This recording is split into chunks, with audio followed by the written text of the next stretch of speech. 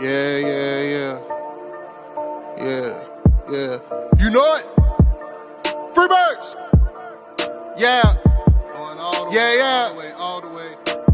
Watch how these pieces get moving like Hasbro. You know, ain't no con in these raps, so I'm trying to be calm when it comes to the cash flow. You know, talking till I die from the city we ride, no matter the outcome. You know, when you out, watch your mouth in the jungle, a lot of them never escape from. Agent J when I bait some, 28 in my bag like I'm Freddie T. Agent K when I'm holding the city down, blocking all of the haters like Tony B. It's our year every year, if you quoting me, we gon' see on the field. They know the county, I scream it wherever I go. When I bleed, I just see black and teal. Feel like Brunel when the plays is in action. Every line that I flow always solid, that mean I ain't worried about pockets collapsing. He may go all the way, running the S's and O's, gotta love how it happens. You ain't part of the gang, I ain't gotta explain why we ain't got no room on the wagon. MIT is the Army, the Navy, the greatest is Jimmy and Keenan, the ultimate package. Ooh, never can care how you feel. You are now in the mix with the men and teal. Nothing but facts inside these conversations. Keep it 100, the law of the nation. With all the smoke, we can meet at the bank. You know the location. Executing the play when the ball cross the plane, that's the game. Hit my little celebration. Then all I can hear is them saying, yeah. Then all I can hear is them saying,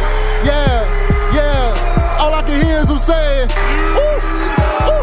You know it? Yeah. Freebirds.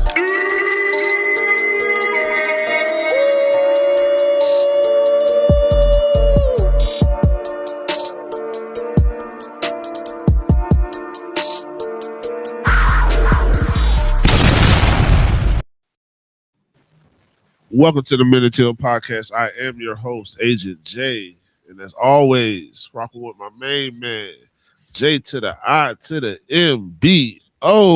Oh, and you are now in the mix with the men and teal. Yes, sir. Jay, what's going on, my brother? Hey, man, another beautiful day in Jacksonville, Florida, man. Can't be mad, man. Yes, sir. Man, shout out to everybody joining us tonight. So it says we're live on Twitter, but I'm not seeing that pop up on any of the feeds. Yeah, me either. Well, on YouTube, YouTube is showing last week's title, so I don't know what the hell that is. No, YouTube has this week's title. I just looked at it. Yeah. Now let the offseason begin. That's this week's title. I'm just gonna show you what my screen looks like real quick. Yeah.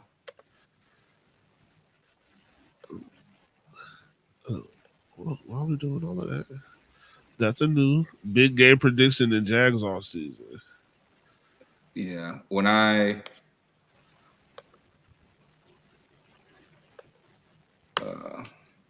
here, show you what mine looks like.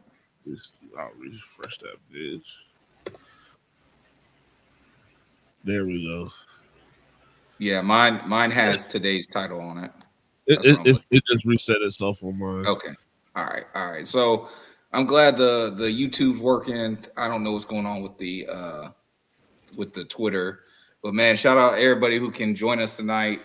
YouTube, it looks like Facebook's in here, even Twitch.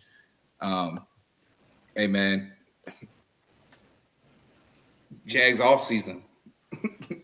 You know, Jags are probably going to be the quietest team when it comes to transactions. My bad, Jimbo. Sorry to cut you off in the middle of probably because we reset everything. Remember what do you mean? The Twitter. Oh, with the passwords and stuff. Yeah. Yeah, maybe.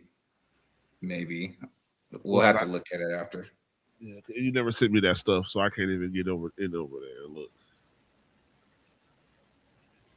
Oh, you can't even get into the Twitter, is what you're saying? Yeah, you didn't send me the stuff. Okay, I got you. I'm gonna send it to you, man. But yeah, off season, bro. Oh boy, I think the off season is gonna be pretty boring. I don't think that we're going to be making any big moves. Obviously, we're gonna have the draft. So that'll be something to talk about. I think the biggest things that we're going to have to talk about is the fact that they didn't re-sign X player. I've been of the opinion that I don't think we're going to be active in free agency much, if at all. I think that the majority of our free agents are going to walk unless somebody's willing to take a really, really cheap deal. Shout out to Hugh Hendricks, man. I did a spaces with him on Tuesday, I believe. And we were talking Jags offseason and what it may look like. And one of the things I was just saying is that, man, we got 10 draft picks. You know, I'm almost willing to bet that we're going to use 9 of those things. I think something, maybe a draft pick goes in a trade. Maybe we move up. Maybe, you know, trying to get Walker Little up out of here. Maybe you bundle him with a pick and get a pick back or something. I don't know. I don't know how it's going to go, but I just feel like, you know, this team previous of this regime did not utilize their assets well enough. Then you get a regime in here that's what they come in here to do, is to take the talent that we have and utilize it to the max. And you see guys like Devin Lloyd. Devin Lloyd played the best season of his career since the first 2 months of his rookie season. Like 2025 was an entire season, minus when he was hurt, of course, with the calf. But 2025 was an entire season of the first 2 months of his rookie season.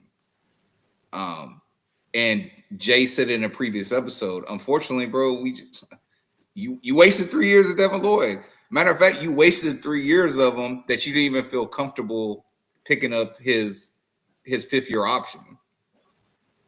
Had the team felt comfortable to pick up his 5th-year option, Devin Lloyd would be back regardless. They picked up Trayvon's, but the difference was that, yeah, Trayvon's the number 1 overall pick, but they're both first-round picks. They were taken in the same draft, in the same first round. But Trayvon showed you, okay, his rookie season, what do you have, 3.5 sacks? He had 3.5 sacks his rookie season, but he was really good at stopping the run. Second year, he had 10 sacks. Still really good at stopping the run.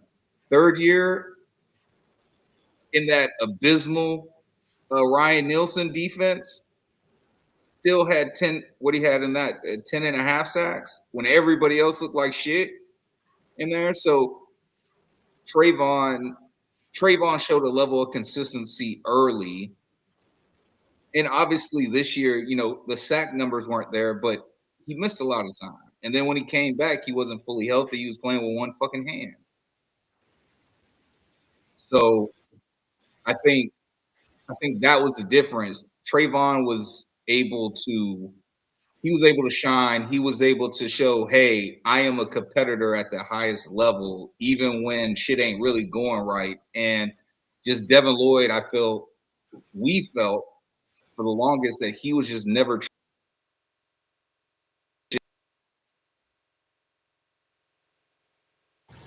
Yeah, Jimbo put me on the big screen trying to roll a J. Put me on the jumbo trying to scroll up. I don't know. It just cut my camera off. But anyway, the regime never put him in a position to where he could truly be the best version of Devin Lloyd. That he was 33, and then he goes to 0, goes back to his college number, and the new regime lets him play like Devin Lloyd in college. It's the reason why you drafted him. So yeah, it's the Jaguars' fault that he can't come back. Also, Buster Brown. You know, somebody said, I don't see what the big deal is with Buster Brown. Why do you want Buster Brown back so bad? Why are you trying to throw the bag at Buster Brown? Well, it's not that we're trying to throw the bag at Buster Brown, but Buster Brown earned a contract. And if he doesn't get it here, there is a team out there that's going to pay him. Well, Jimbo, he only had 1 year of production. That's not true. Like you got to see him the majority of this year, But, you know, there was a guy on this team named Tyson Campbell, and Tyson Campbell hasn't had a year healthy since probably his rookie season. So Buster Brown has played a lot of football. And when he's out there in place of a guy like Tyson Campbell, you don't think, oh my God, we're so much worse because Buster Brown is out there. Buster Brown is a good, solid corner. Is he elite? No. Does he have elite speed? No. Can people run by him? Sure. But he's super physical. You know, if you want to play it, even in his zone matchups, he'll step up like he's playing man, jamming the fuck out of people in the line at the line of scrimmage. And he's hitting. Like, he's the type of dude that you want in your locker room because he's a solid piece. Now, the problem is that if you can't re-sign him, well, that corner room gets real thin. And now you're talking about having to basically get somebody who's unproven in the draft. Now, look, that's what the draft process is all about. Getting young guys to flesh out your team. But at the same time, if you could keep a guy like Buster Brown, you know, you're one step closer to maintaining the type of defensive identity that you had in 2025 going into the 2026 season. Yeah. You know, because, you know, and we said, like, there's other people on expiring contracts. You got Dewey on an expiring contract. You got Dennis Gardeck on an expiring contract. Like, I think that they have people in place to replace those guys. You really don't have the depth to replace Buster. Because you got to think Newsom's on a expiring contract. You know, I said this on the spaces. I'm not advocating for Newsom, but even if you could get Newsom back, again, it has to be cheap. It has to be 1 year, $3 million, 1 year, $2 million, prove it deal, something like that. But if you could get him to come back, which I think he's the type of player you can probably get to come back at that price, you slot in Travis Hunter Jr. or not Travis Hunter. What the fuck am I talking about? Travis Hunter. I just put him and ETN together for some reason. But anyway, you put Travis Hunter at your number one corner spot. You have, maybe you could put Jarian Jones on the outside, but look, in the beginning of 2025, we had Tyson Campbell, Jordan Lewis, and Jarian Jones. Buster Brown took Jarian's job because Jarian was getting burnt on the outside. He was late in coverage. It just didn't look good. But when J. Lou got hurt and you put Jarian in the back at nickel, where we already knew he really excelled at, he balled out. So I don't really know if you want to try that again and put him on the outside. Like, obviously, if it's mandated and you have to because you really don't have another choice, okay. But, you know, it was either Hugh that said it or Travis D. Holmes that said it on the spaces. But, you know, when you get Kayla Ransall back, not only do you have the additional depth at safety, you also have another really good nickel corner. So we might have like three of the best nickel corners in the league on this roster between J. Lou, Jarian Jones, and Kayla Ransall. Now, obviously, we haven't seen Caleb play a down in the NFL yet, so we don't know what it's really going to look like. But my point is that you need somebody to anchor that outside corner, and it's either going to have to be somebody in the draft. If it's a free agent, it has to be a really cheap free agent. Or if it's a free agent within the building, it has to be a free agent that's willing to take a minimum to Yeah, they'll have to take a minimum. They'll have to, because right now, what are we at? Minus 11 million against the cap.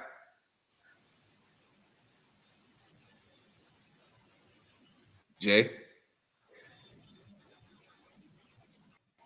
I can't remember what it ended up being. okay. I think it's 11 million. I think we're minus 11 million right now. So, obviously there's restructuring that's going to have to happen, just so we can get to board. But at the same time, there's going to be a serious overhaul. I even expect in the draft that the majority of our draft picks be defensive driven. To be on that defensive, to be on the defensive side of the ball, and to also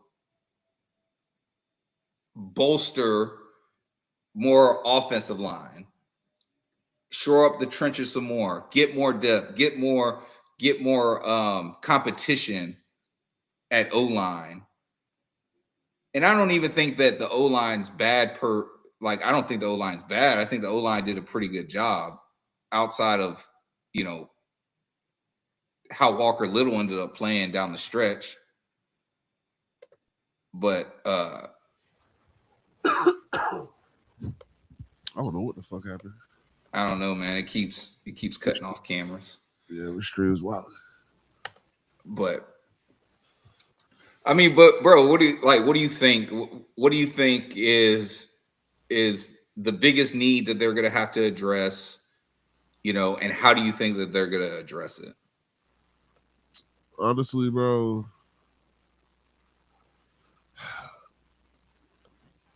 protect my quarterback.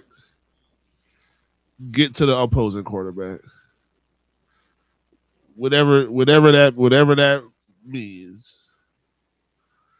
Protect our quarterback. Kill the other quarterback. Right. That's all I. Yeah. That's all I draft free agents. It don't matter. That's what it to me is. Protect the quarterback and go kill the other quarterback. Yeah.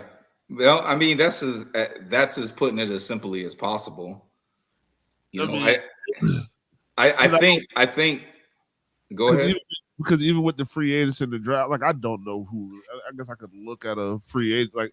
I don't know who the fuck is a free agent and would be willing to come here, because, like I said, we ain't got no money. So it got to be somebody who's willing to come here for not a whole bunch of money. Right. So I think pretty much will be how we left it last week. Probably just keep building from within the team. That's our free agency, the actual free. We already got them. We don't have to go spend any more money. we got McDonald's at home.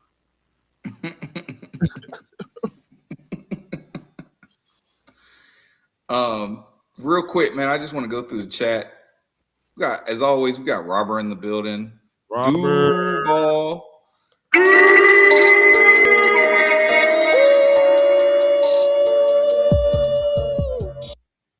Daryl, my man, with the salute. Devin, as always, MIT fam, this is our year, like Agent J said. Duval. We got Big Marcus in the building. Yo, fellas. Duval T in the building. What up, though? Duval. Daryl's, get your hand out my pocket. Get your hand out my pocket. Daryl comes back went back and watched the Bengals game, and I still didn't see Devin Lloyd's knee touch the ground. It did. I've watched it several times, but you know what I didn't see? I didn't see pass interference. That's what against Travis Hunter. When I saw it, so he typed it, I was like, "Damn, bro, did you see the pass interference or the non-pass interference?" Because I know for a fact that wasn't pass interference. Duval T says, "I really think Devin is gone." He then says that he saw that ETN linked to Kansas City. I don't know, man. It gets pretty cold in Kansas City. He said he don't want to play in no cold. Big Marcus says, also the style of defense the Jaguars run, the perfect defense for Buster Brown. Yes. Because this was actually a defense that when they said this was going to be an attacking defense, they showed you they were attacking defense. And how did it show? It showed by all the takeaways that we had. The force, and it wasn't just interception. Like, we were literally punching the ball out. You know what's hard? I can't find anything that just gives me like how many fumbles, like forced fumbles and fumble recoveries the team has. It always just goes to total turnover. But I would really like to see that number, bro.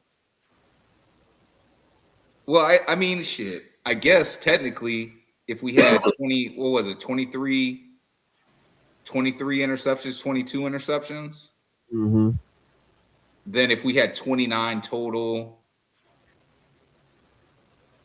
so that means 7 fumbles.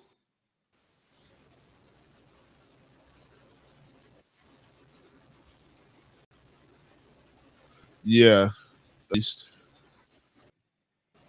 You know, I could think of, you know, a fumble, 2 fumbles against San Fran, fumble against Bryce, fumble against Nico Collins, LaQuint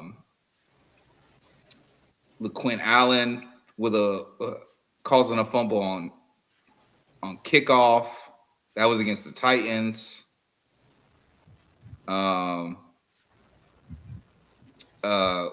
Eric Murray caused a fumble against Jonathan Taylor in the Jags Colts home game. So that's 6. Yeah, so I'd say 7. Like 7 forced fumbles. I mean, that's attacking. That's attacking. Stepping up, like those quick passes that Jarian intercepted, that Buster intercepted, even Greg Newsome got him one. You know, that was attacking. That was stepping up, you know, playing off and then keeping your eyes on the quarterback and stepping up. Like, this really was an attacking defense. We're always told that, oh, this is going to be an attacking defense. This is going to be a punch in the mouth defense. And then you see shit that Ryan Nielsen does. You're like, what the fuck was that, dog? So,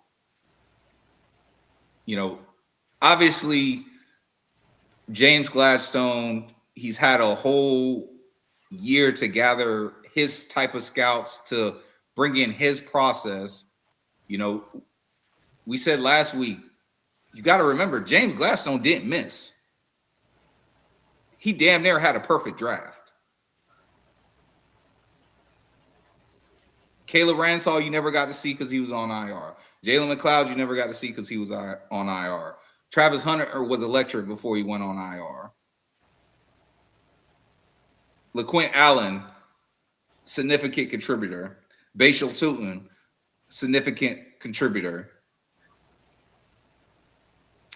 Jonah Monheim, when Hainsey went down, significant contributor. What's his Milam, Wyatt Milam. You know, Wyatt. he was hurt a little bit, but he got some burn too. Then you add the 2 unrestricted, the undrafted rookie free agents. BJ and Danny. And he got all of these guys without his process. So just imagine what his draft could look like with his process in place, with the Jags DNA in place, with a whole season behind him, seeing, okay, that's how the Jaguars are supposed to look. A dangerous and competitive team. A team that at any moment can put 35 on you and not let you score more than 20. Yeah. A team that can week in and week out take the ball away multiple times.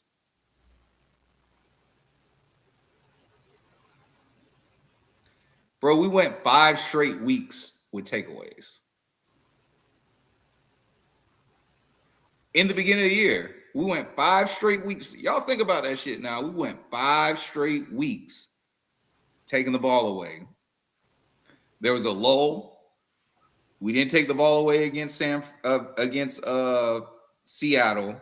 We didn't take the ball away from the Rams. We lost those 2 games. Came back, played the Raiders. We started taking the ball away. Played the Texans. We lost, but we still took the ball away. And we took the ball away ever since, bro.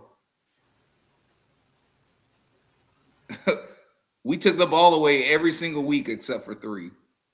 And that was Seattle, the Rams, and the bye week.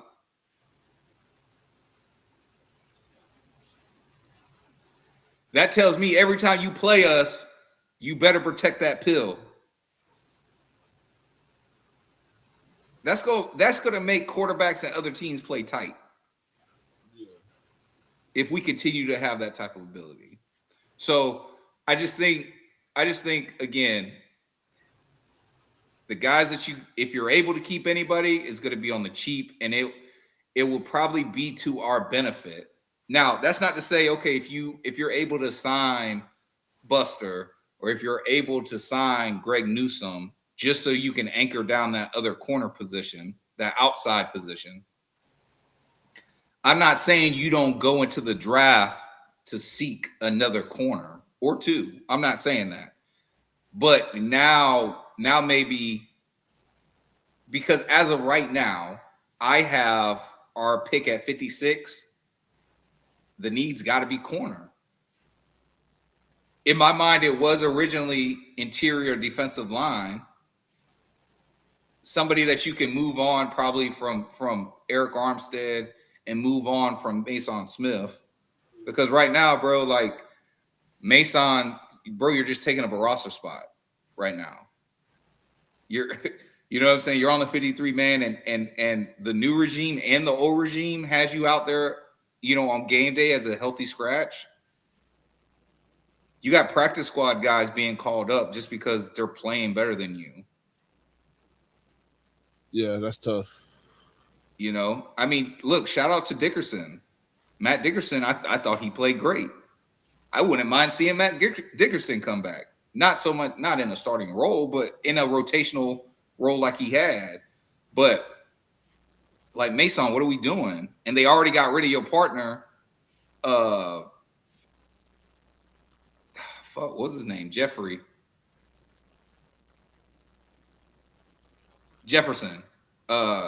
His last name was Jefferson, bro. The other defensive tackle from LSU. Jordan Jefferson. Jordan Jefferson. Yeah, Jordan Jefferson. Like, bro, they already got rid of Jordan. It's still not letting me sign you. What do you mean? I'm trying to sign in on Twitter. I sent you the password. I know. It's just not letting me do anything. Is it saying that that's not the right password? No, it's just like a something about a pass keys, like, and it's like other devices. It's just a whole bunch of other shit. Okay, all right. We'll look at it when we hop on. I got you. Hold on, I got this comment from Daryl. Daryl says 22 got comfortable after Hunter got hurt, and they stopped rotating the corners in and out. Shit, he was getting burnt.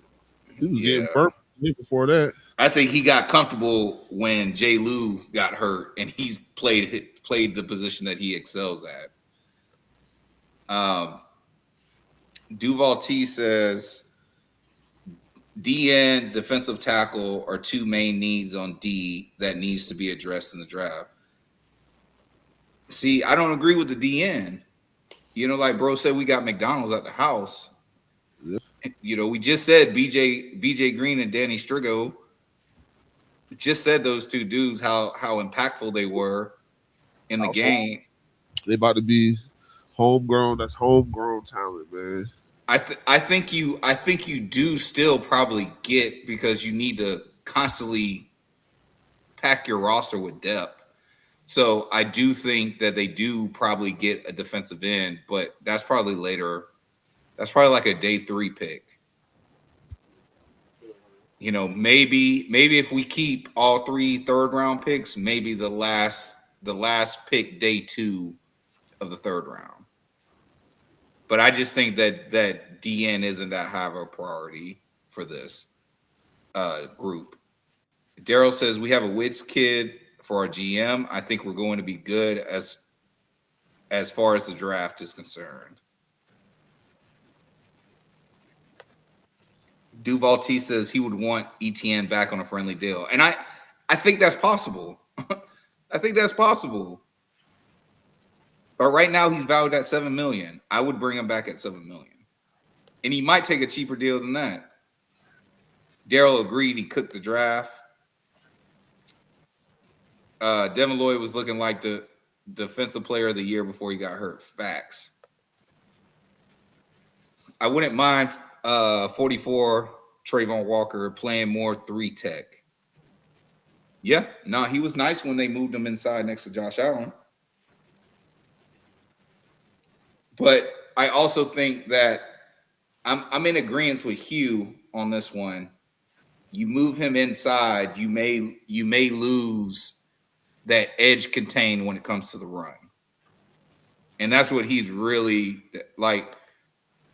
The sack, I think the sacks will come, but I think the most underrated part of his game outside of Jacksonville, because I think Jacksonville Jaguars fans who watch the game and watch Trayvon Walker, we see that Trayvon is a beast when it comes to stopping the run.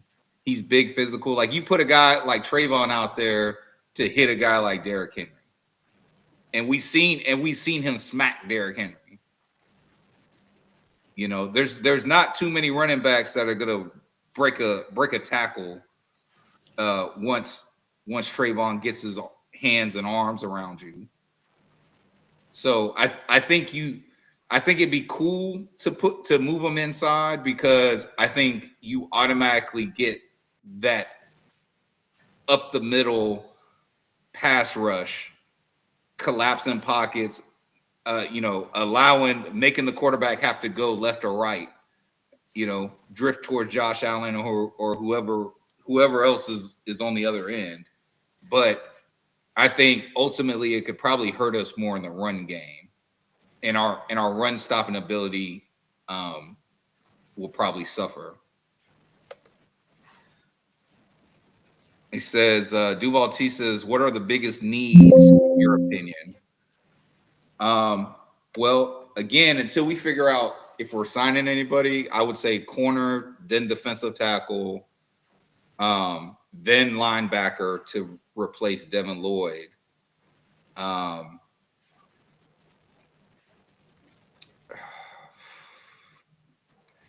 If ETN doesn't come back, need to replace the running back position.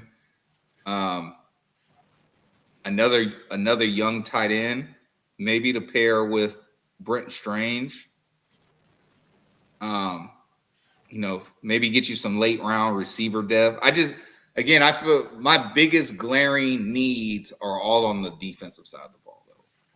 I would say corner, defensive tackle, and linebacker. And depending on what happens, if they re-sign anybody or not, that will probably change.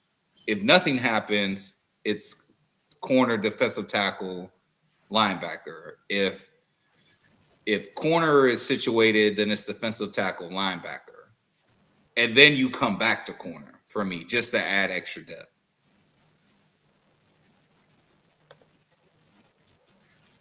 Big Market says, I feel like Ventrell Miller can hold his own given more opportunity, but if Devin leaves, I'm super high on Quay Walker, but I'm hearing they are going to want the same amount of money. Yeah, that's what I'm saying. Like, bro, we don't have any money. So you're not going to be able to bring a guy in, because most of these guys at the type of level that we want them to be able to compete and contribute at, you might as well pay Devin Lloyd if you have the money.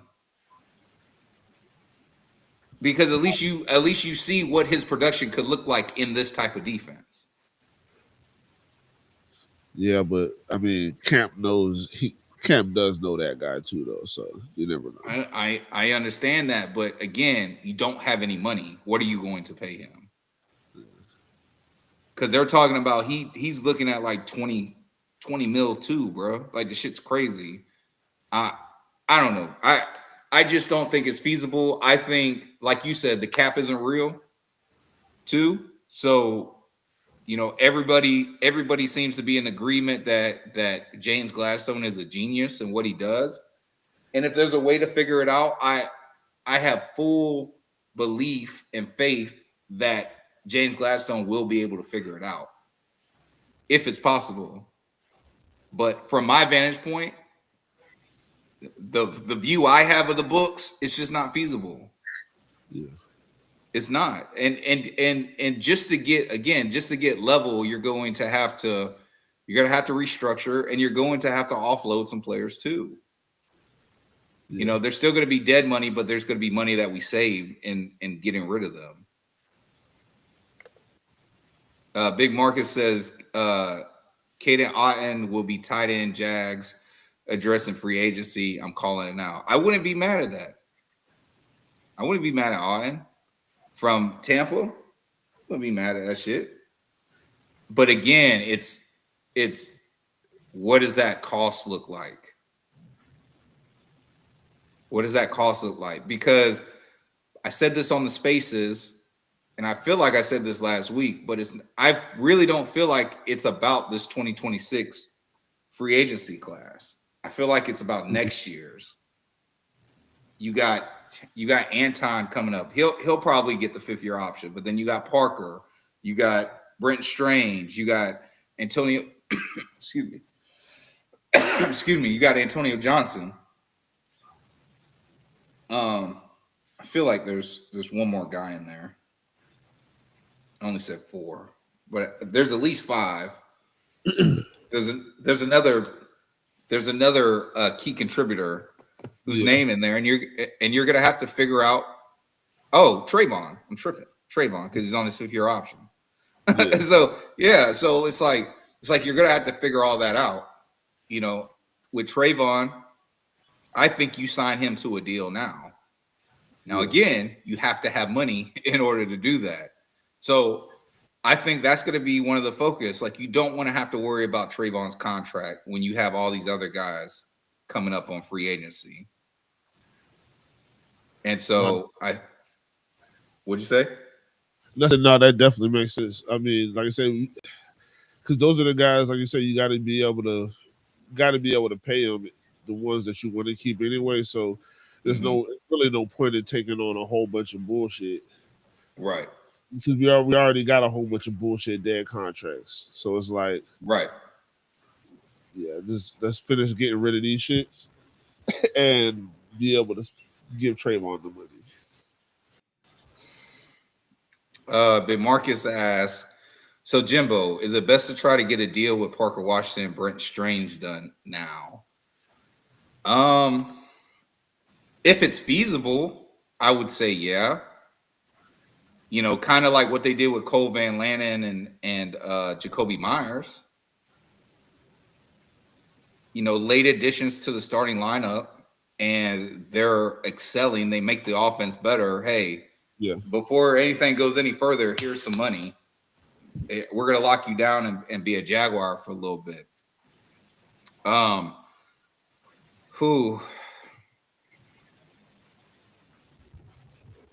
I mean, I have a high value, obviously, of Parker Washington and Brent Strange, but that's because they're on my team.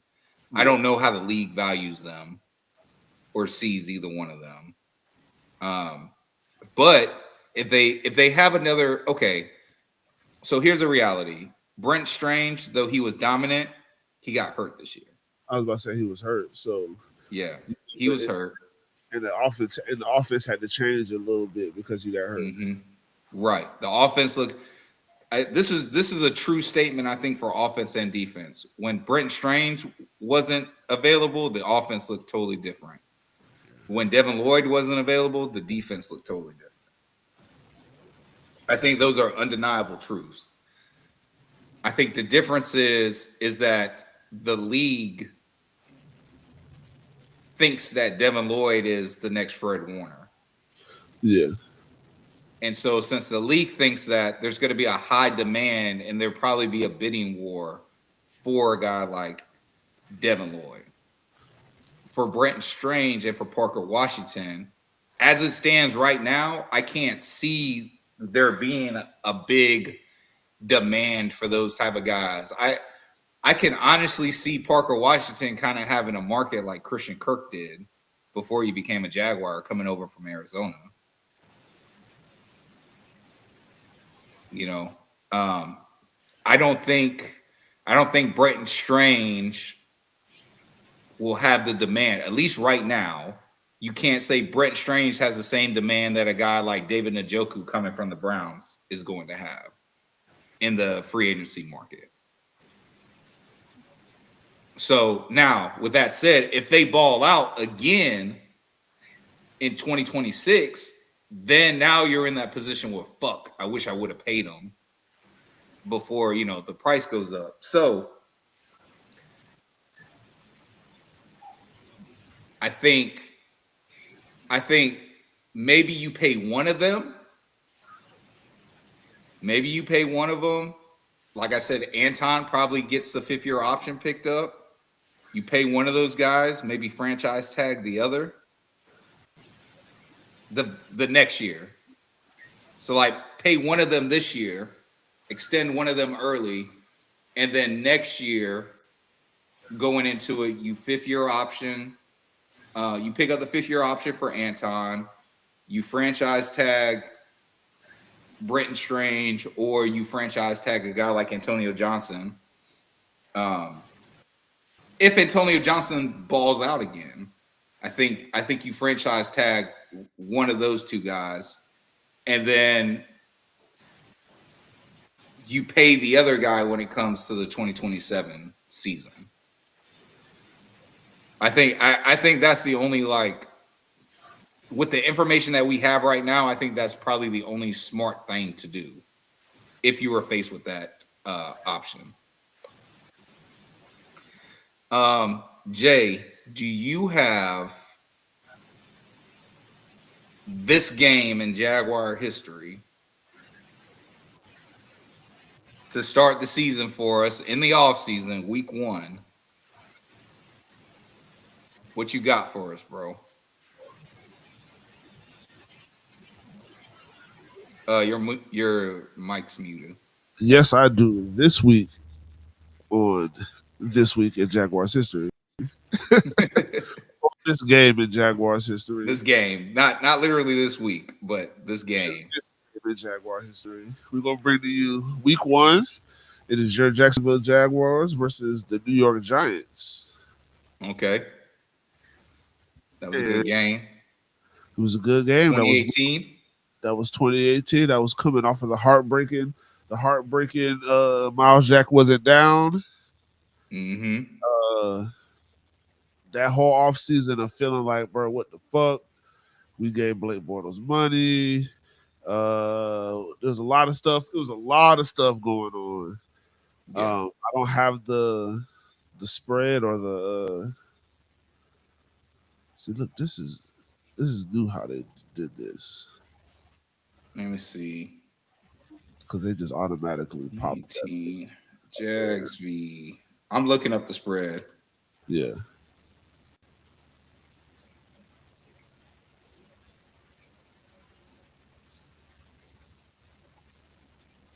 Spotlight. This is the only way I know. All right. So this game was played at 1:00, September 9th, 2018. Mm-hmm. The Jags were 3-point favorites in this game. Okay. All right. Let's get this thing. Bortles from the shotgun. Second down and 11. And the catch is made by Keelan Cole. Keelan Cole was just, that's how he just felt that whole beginning of the season, bro. Bruh, after the first 2 games, it was over with though. Motherfucker could catch a cold. Perfect over the outside shoulder. And Keelan Cole continues to rise his profile in the NFL. No Olivier Vernon out today due to injury. Just so you know, now in the mix with the man deal. The bit rate is real choppy. Wow. Not well. It's 07 too. Check the footwork I got you. on this interception. Jackrabbit doing what he does best, maybe taking the ball away. Who's that? Is Dante Moncrief? He did that too. Yep. Their 37-yard line.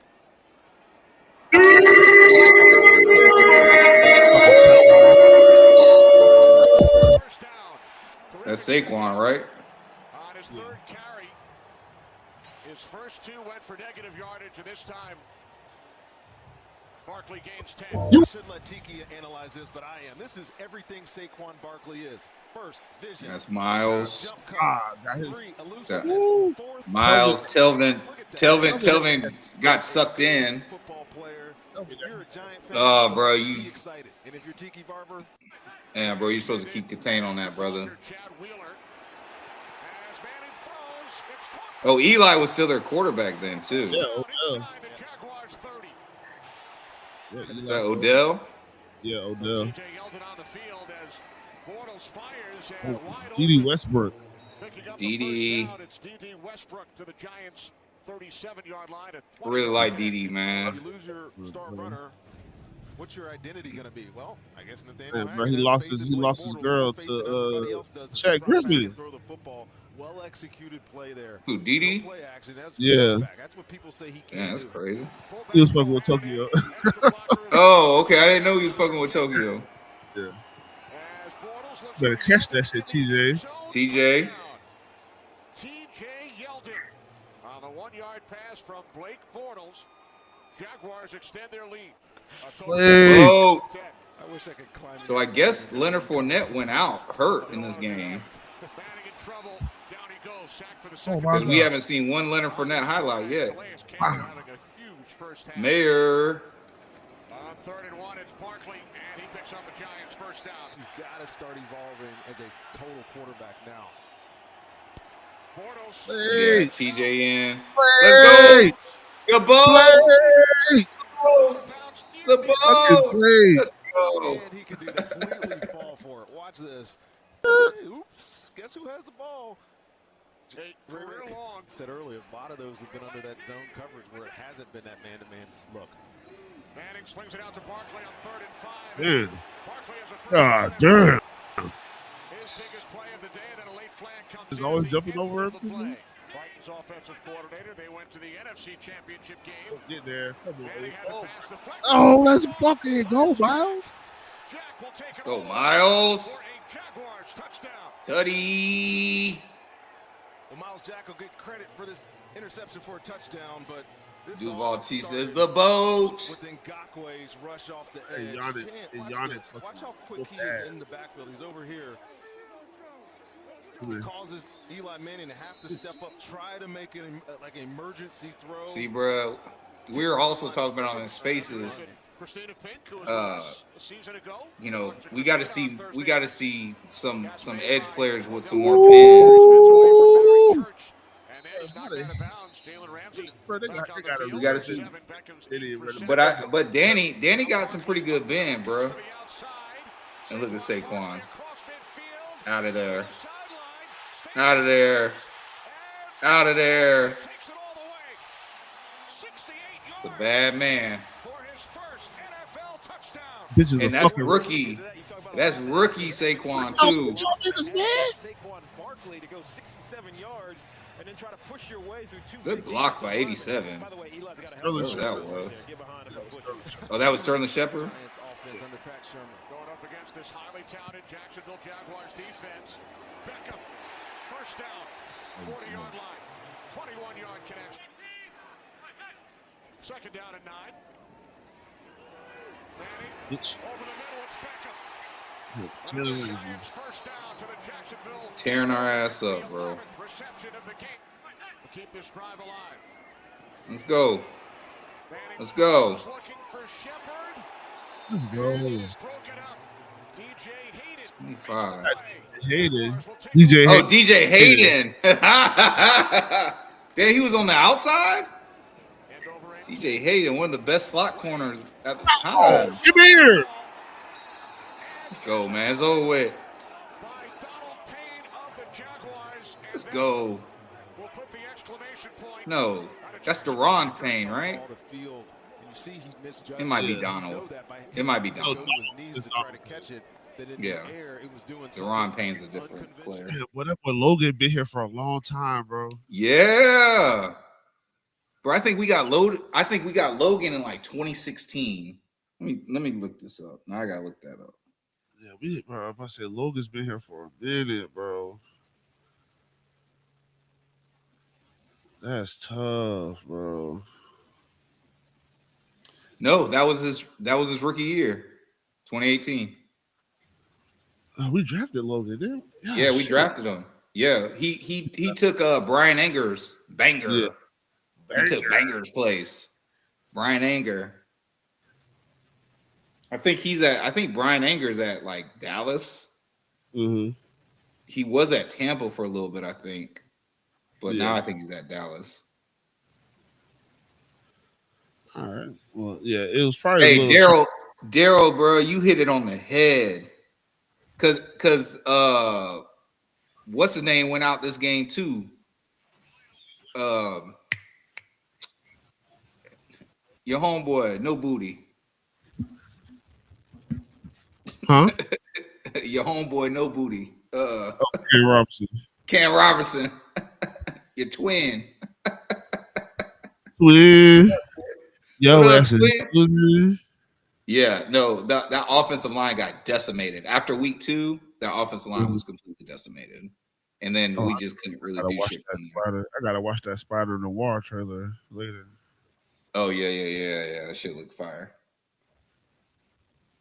I thought it was bullshit. Because you know how people be like just making up trailers and be putting like AI fan fiction and shit. Yeah, I thought that was gonna be bullshit. Like, man, Nicolas Cage ain't really doing that shit. But no. Yeah. Is the whole show gonna be in black and white though? It says black and white teaser. I hope it's not the whole show. Well, you can watch it in black and white.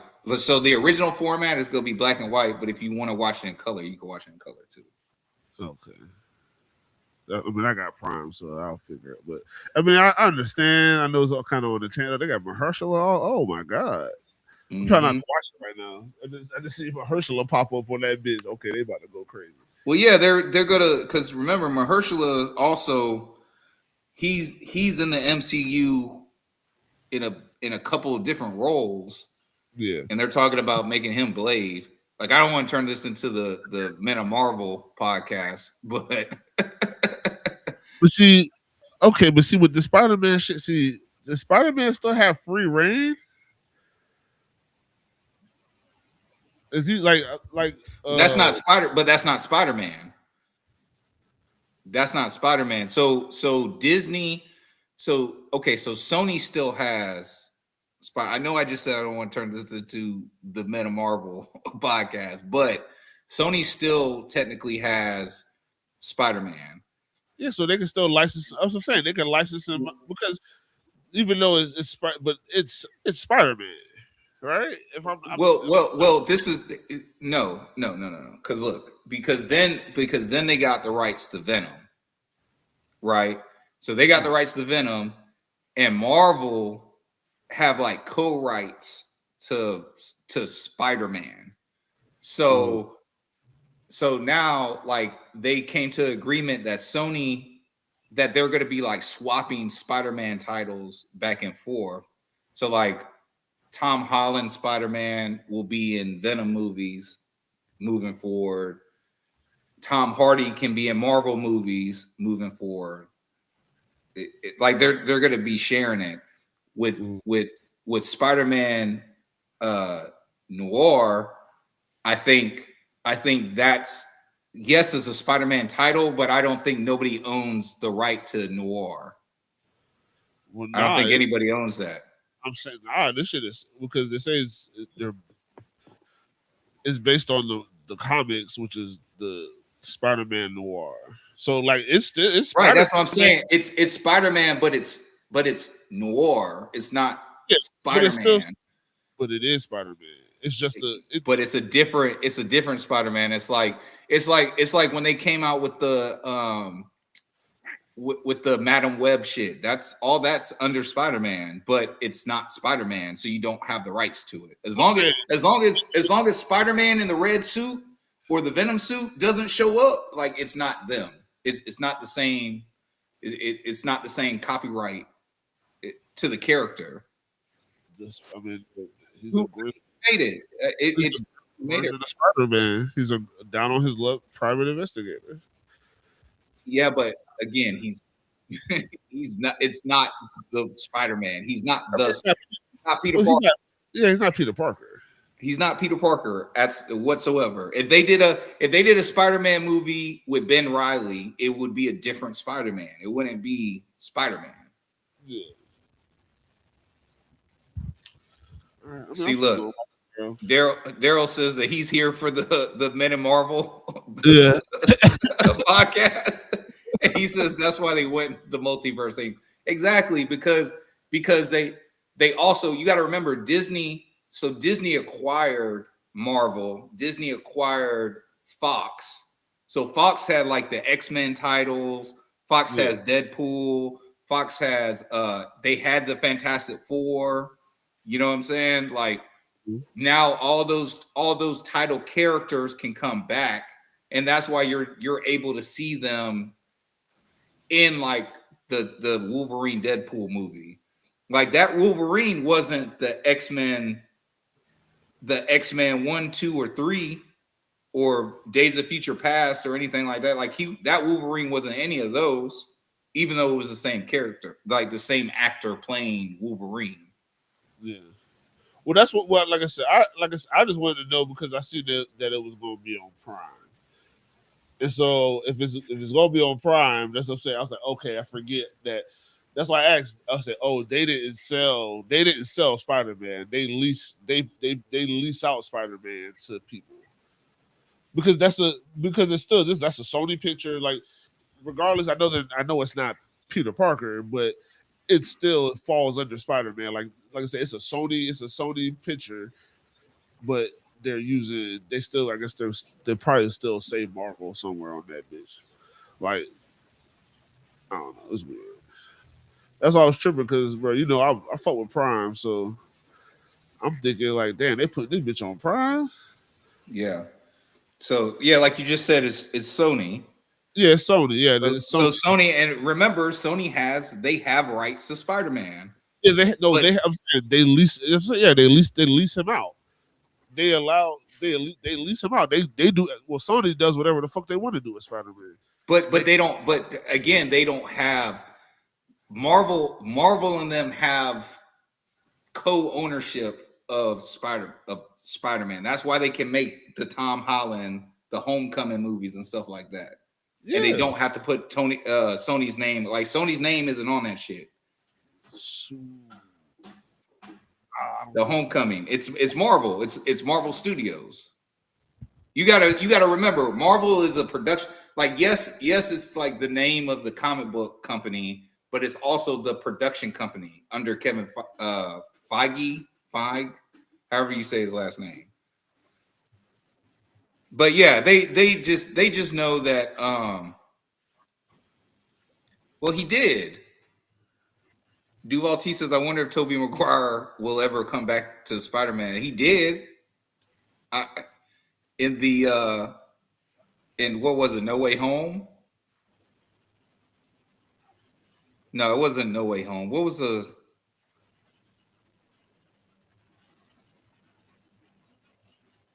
Spider-Man movie that Tobey Maguire and Andrew Garfield were in?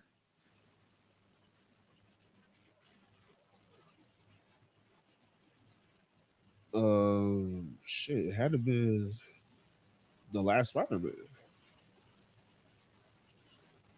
Right, but I was asking like, what was the name of that one? Oh, it was No Way Home. Yeah, No Way Home. Yeah, No Way Home. So yeah, he came back in No Way Home. Hey, distributed by Sony Pictures, bro. I'm telling you, bro. Sony is not, bro. Sony's going to. It don't matter. They flat. I think Sony flat out. They lease it. That's what I'm saying. They let people use Spider-Man. Daryl said he's going to be in Avengers Doomsday. I heard that too.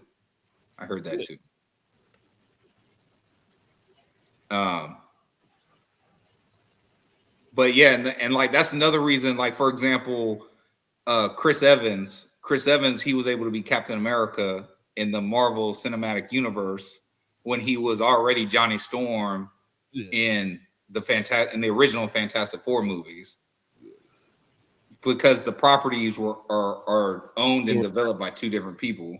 I said that was Fox, right? Fantastic Four. Yeah, Fox was Fantastic Four. Yeah, so Fantastic Four and Rise of the Silver Surfer. Those Michael B. Jordan was a Fantastic Four. He was Johnny Storm, and he was Johnny Storm in the like reboot of it.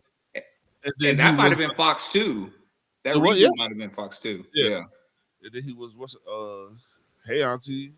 But Disney owns like the majority of them shits, all of that now. So it really don't matter. They do whatever the fuck they want to. But all right, man, that was week 1. To getting back to actual Jags stuff, real quick, wrap this up. That was week 1 of 2018. Jaguars win that. What was it? What was the final score on that? 20-15? Yeah. Jacksonville wins that game against the Giants 20-15. If there's a week 2 game within the Shad Khan era, so we're talking between 2012 and 2025 seasons. If you guys have a suggestion of a game that you want to just kind of roll the tape back on, look at the highlights and just relive that game, please send it to us, DM us. If not, we're going to pick one. The parameters are usually, how important was the game at the time? Were we dogs? Were we favorites? So technically, now wait a minute. That was week 1 or that was week 2 of 2018? That was week 1 because so week 2. So week 2 is the Patriots game of 2018, right? Okay. So it's like, hey, can y'all think of a better week 2 game than 2018 against the Patriots? Well, in the era that we're talking about, there's only one. I can think of one. Well, there's only one other win up until 2019, because I'm just looking at. They're not unlocking all of these, but there is a win. There is a win against the Dolphins. 2023. Yeah. 2023 we played. Didn't we lose against in 2023? Did we lose against Washington and then beat the Chargers week 2? Was that 23 or was that 22? I think that was. It might have been 22. It might have been 22. Let me look. I'm gonna look real quick. But yeah, if you guys have anything that again, a game highlights that you want to see, hey, matter of fact, I don't even have to look it up. Daryl, my man, Jags versus Chargers, 2022. Jags Seahawks 2017. That was late. That was like week 15, wasn't it? 2022 Jags versus was the Colts. In 2022? Yeah. Was Washington week 1? Yeah. That year? Yeah. Okay, so then damn. So Colts actually, Chargers might have actually been week 3 of 2023. Yeah. Because I feel like in 2023, we played the Colts week 1 and beat them. And then we lost the second week, and then we won the third week. Jags Cowboys, Jenkins pick 6. Oh, y'all aren't actually okay. I see what you guys are doing. You're not actually saying a week 2 game. You're just saying a game that you would like to revisit. Yeah, those games are probably going to get shown. And if we're being honest, when we get after probably week 10, there's probably going to be a lot of 2025 on there. Well, because there wasn't too many good In Jag teams out there. 2015, we had a week 2 victory against the Miami Dolphins, and that was the Allen Robinson's breakout game. What was the final? 25-20, I think. 20, So it sounds 20 like 23-20. ooh, so that was a good game. Close. Yeah. Okay.